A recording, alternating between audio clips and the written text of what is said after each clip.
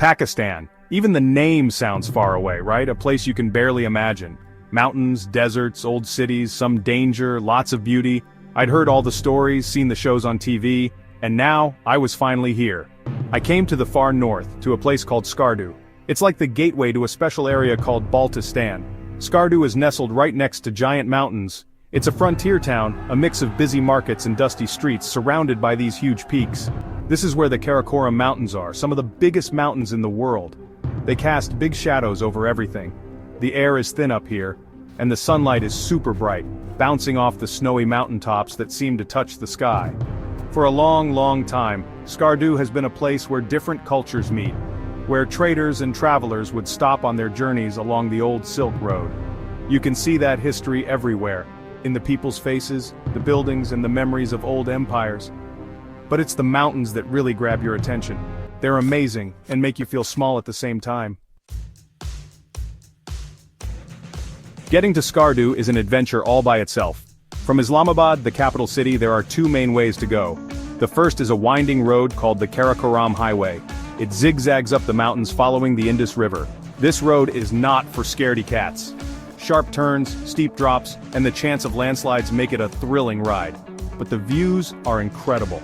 The Karakoram Highway shows you amazing scenery, snowy mountains, deep valleys, and bright green rivers. If you don't have much time, or if you're afraid of heights, you can fly. Pakistan International Airlines has regular flights to Skardu Airport. It's a small airport on a flat area overlooking the town. The views from the plane are amazing. You get a bird's-eye view of the pointy mountains and glaciers. But be ready, landing there can be a little bumpy.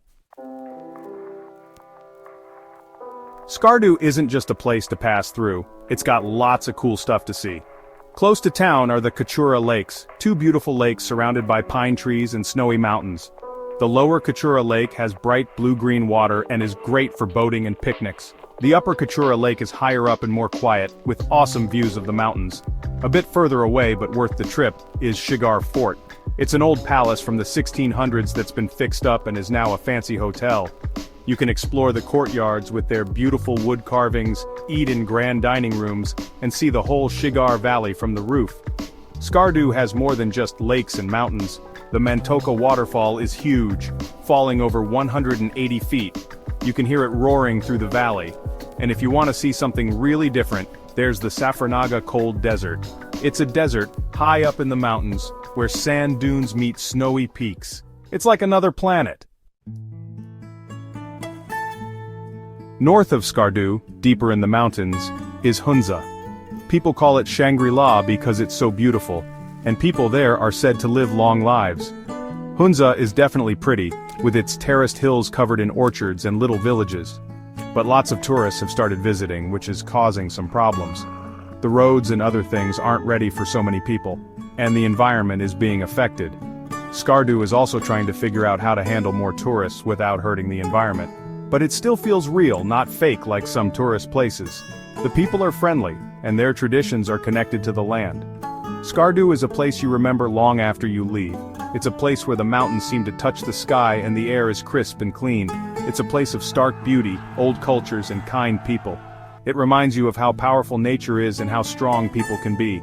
You should go see it yourself, but be respectful. It's a delicate paradise and we need to protect it for the future.